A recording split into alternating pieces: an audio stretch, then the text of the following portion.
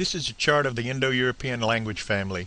It's somewhat simplified to show greater detail in the European side, particularly the Germanic branch, but all the major language groups in the family are covered here.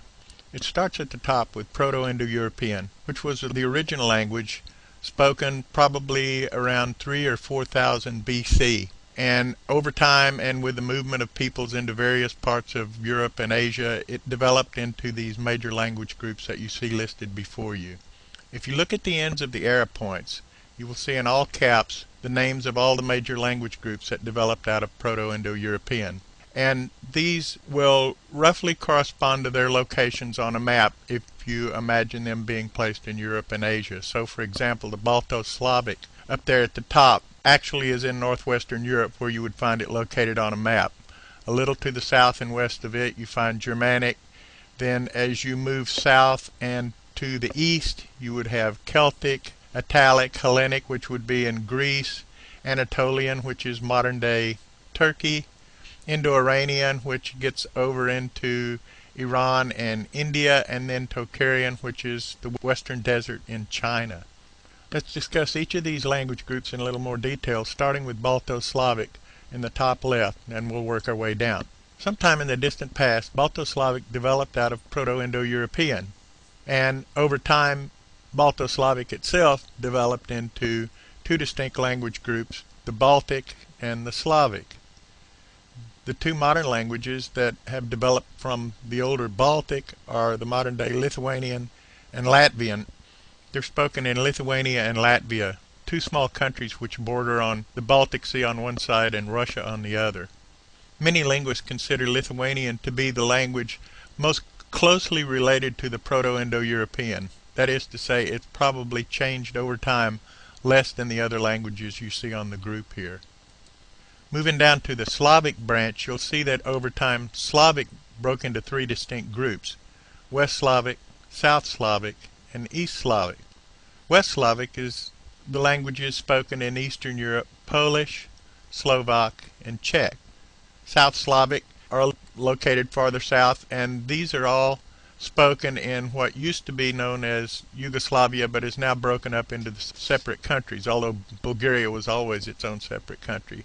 But Macedonian was part of the old Yugoslavia, and so was Serbo-Croatian. Actually now Serbians like to say that they're a different language than Croatian, but really it's the same language. The main difference is that Serbian is written using the Cyrillic alphabet, which is the same alphabet that the Russians use, and Croatians use the Latin alphabet, the same alphabet we use. Then moving on to the East Slavic, you'll see that this is a very populous language group because the Ukrainians on the one hand and the Russians on the other speak an East Slavic language. All the Slavic languages are pretty closely related to one another, so that in some cases it's almost like adapting to a different dialect rather than learning a different language.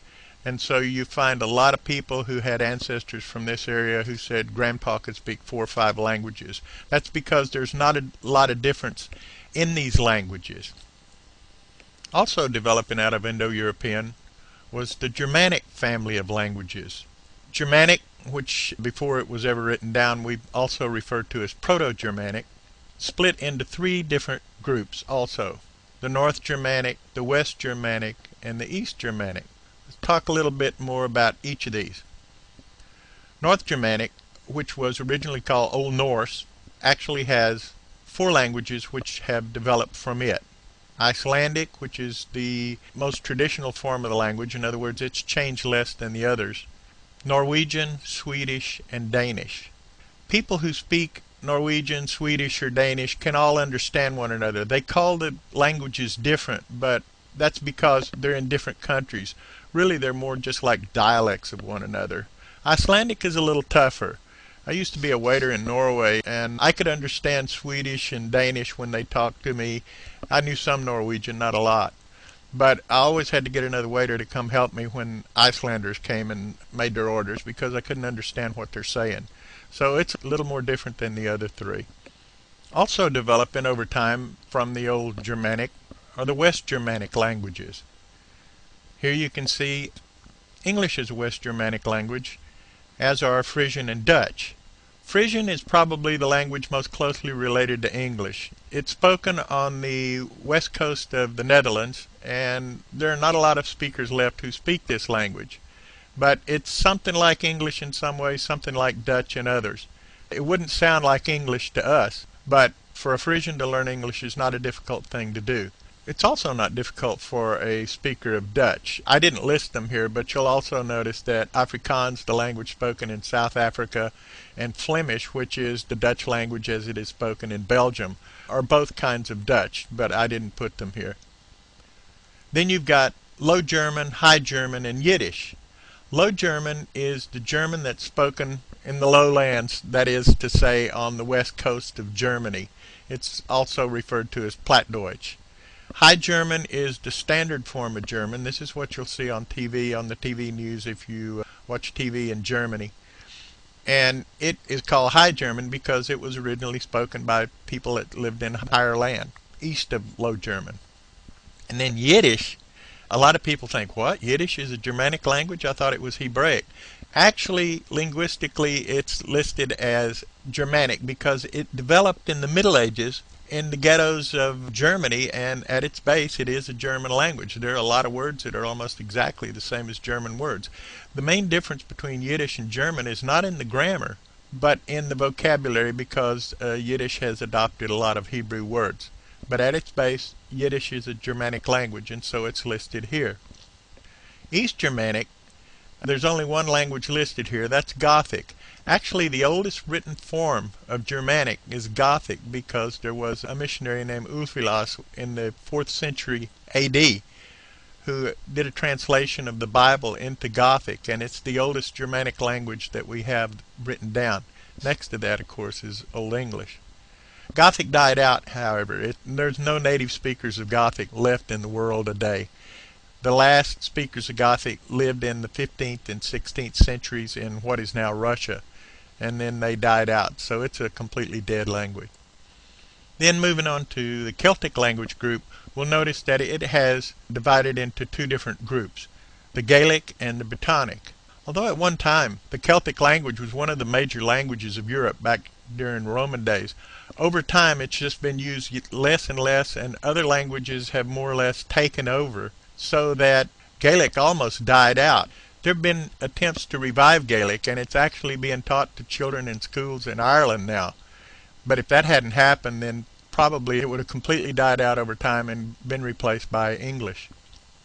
Same goes for Brittonic, which is spoken in Wales and in Brittany. Brittany is that part of the northwest coast of France which is directly across from England. And the Brittonic Celtic has always been spoken there, but just as English has taken over the Celtic language in the British Isles, so French has pretty well taken over in France, and so there are not a lot of native speakers of Breton left. Moving on to the Italic language group, as you can see here, Latin is the main language that developed out of Italic, and then as you see below, Latin itself actually died out, but it didn't really die out. It over time morphed into all these languages you see listed below.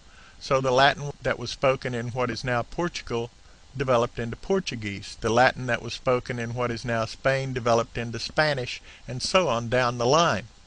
That Catalan, which is the third language listed in the group there, is spoken in northeastern Spain around the area of Barcelona. And directly north of it there is a type of French known as Provençal, which I didn't list here because I included it under French, although the Provençal speakers probably wouldn't like that if I did that. But it's similar to Catalan in some ways and French in others. Then you've got Italian, which is what Latin developed into in what is now Italy, and then Romanian, which is what Latin developed into in what is now Romania. A lot of people don't realize that Romania is actually a direct descendant of Latin because it's got a lot of Slavic words in the language. But at its base, it is a Latin language, and it belongs in this group.